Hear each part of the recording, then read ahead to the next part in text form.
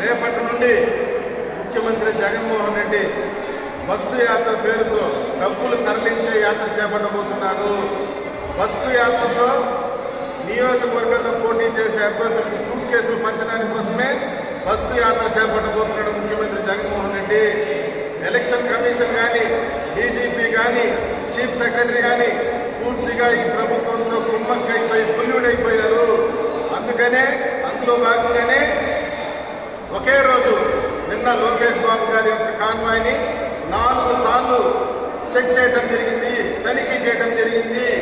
నేను అడుగుతున్నాను, 4 సార్లు తనిఖీ చేశారు లోకేష్ బాబు కాన్వాయ్ని, లోకేష్ బాబు గారి యొక్క వెహికల్ని ఏమి పట్టుకున్నారో నేను సూటిగా అడుగుతున్నా. నేను ఈ యొక్క ఎలక్షన్ కమిషన్ కానీ, డీజీపీని కానీ, చీఫ్ సెక్రటరీని కానీ సూటిగా ప్రశ్నిస్తున్నా.